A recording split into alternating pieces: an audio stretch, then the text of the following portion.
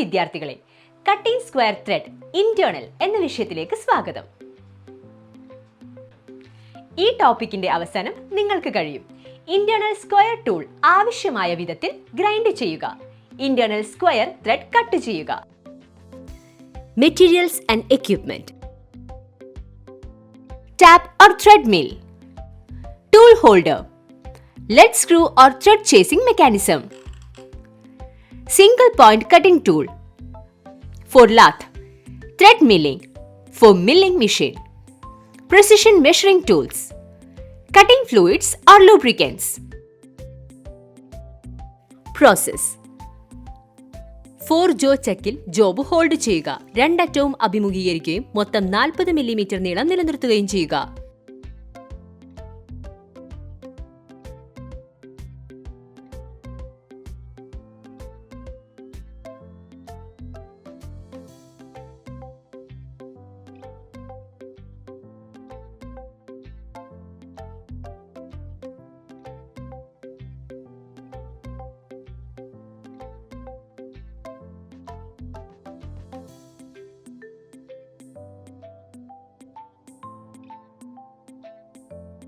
ഹോളിലൂടെ 0.18 mm drill ചെയ്യുക.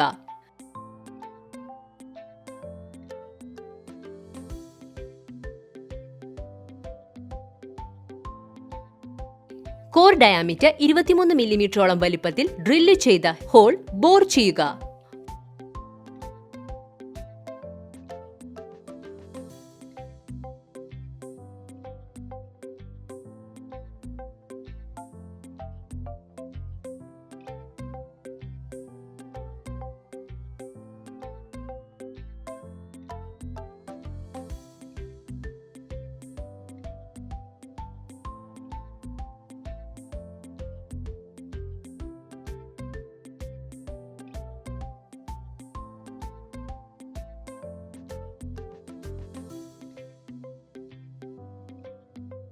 Centre ഉയരം ശരിയാക്കാൻ internal square threading tool set ചെയ്യുക.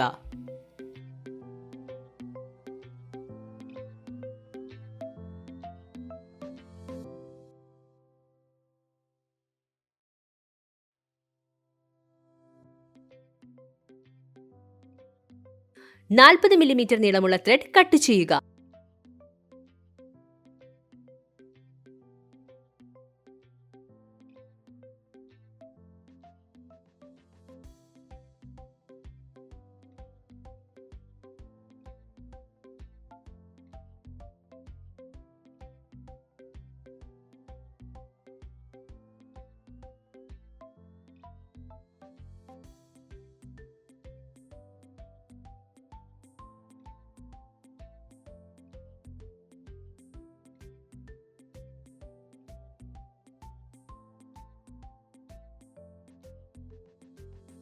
പൂജ്യം 60 മില്ലിമീറ്റർ മുതൽ 40 മില്ലിമീറ്റർ വരെ നീളം പുറത്തേക്ക് തിരിയുക.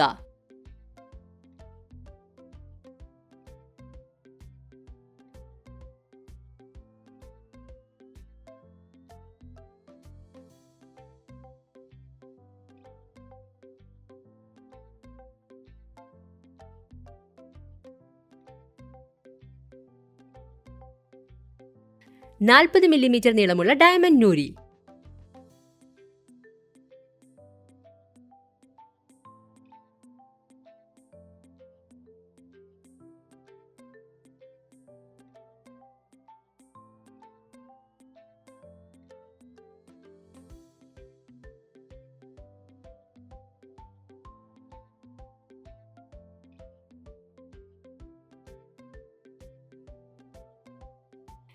രണ്ട് അറ്റത്തും ചേംഫർ 2x45 ഡിഗ്രി.